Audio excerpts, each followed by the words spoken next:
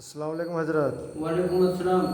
حضرت موسیٰ علیہ السلام کا کوئی واقعہ سنائیے۔ اللہ اکبر۔ حضرت موسیٰ علیہ السلام تو اللہ کے جلیل القدر پیغمبر ہے۔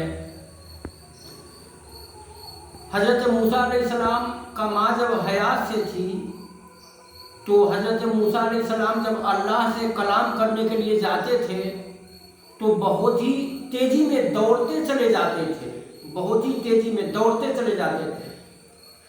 تو جب حضرت موسیٰ علیہ السلام کا ماں جب دنیا سے رخصت ہو گئی، اس کے بعد بھی حضرت موسیٰ علیہ السلام جب اللہ کے بارگاہ میں تیزی سے گئے دوڑتے ہوئے کلام کرنے، تو اللہ نے کہا اے موسیٰ ذرا میرے بارگاہ میں سنبھل کے آ۔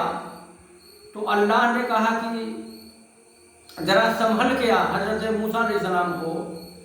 تو موسیٰ علیہ السلام نے کہا کہ اے میرے مولا، میں تو آتا اس سے پہلے بھی تھا تیرے بارگاہ میں، مگر اب یہ حکم کیوں ہو رہا ہے کہ ذرا سنبھل کے آ۔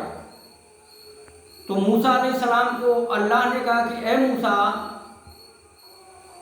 جب تمہاری ماں زندہ تھی تو تمہاری ماں کے دعاؤں کا سایہ تھا تمہارے اوپر۔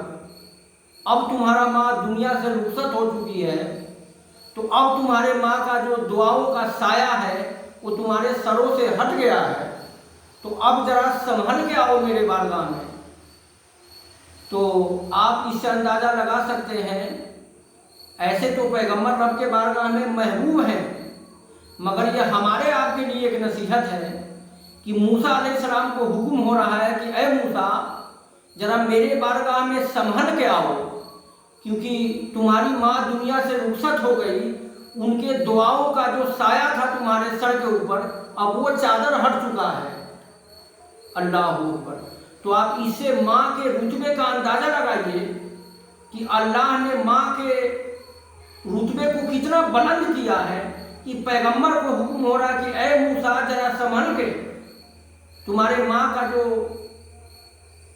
دعاؤں کا جو سایہ تھا وہ تمہارے سر سے ہٹ چکا ہے۔ تو میں اپنے سننے والے کو کہوں گا کہ ماں کے عظمت کا کیا کہنا اور باپ کے عظمت کا کیا کہنا۔